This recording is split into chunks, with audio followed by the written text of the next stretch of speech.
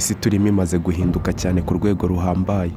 Mu guhinduka natwe turi guhindukana nayo, dore yuko bamwe muri bo bemeye gutakaza umubiri wabo karemano, ubundi bakajyana n'ibigezweho, ubwiza, imiterere.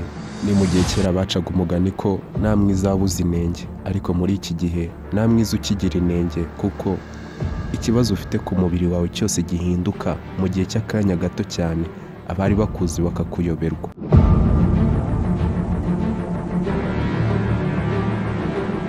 Njye wumva Niranesby n'ibisanzwe, reka ngufashe gusobanukirwa uburyo plastic surgery ikorwa ndetse n'uburyo iryo koranabuhanga rigezweho waribonera mu Rwanda.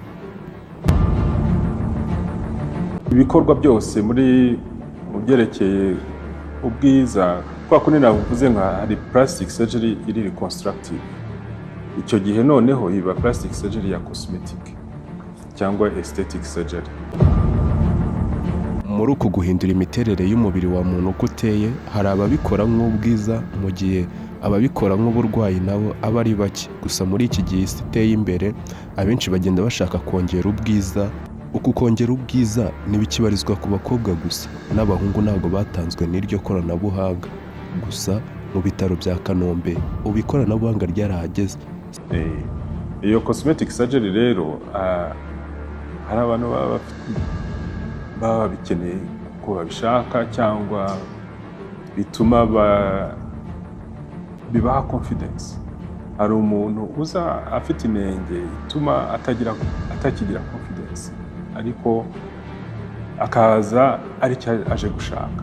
Abenshi babifata ko ari ukwirata cyangwa iki, ariko nkurikije aba maze gufasha, kandi iyo tuganiriye ubona ikibashimisha cyane ari ya confidence bari barabuze, kuko bigira ingaruka mu buryo akora, mu buryo aganira, mu buryo interacting n'abandi bantu.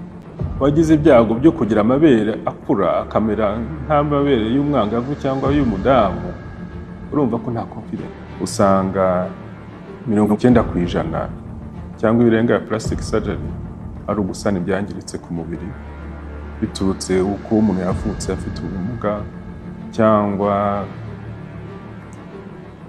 yaragize impanuka, yarahiye.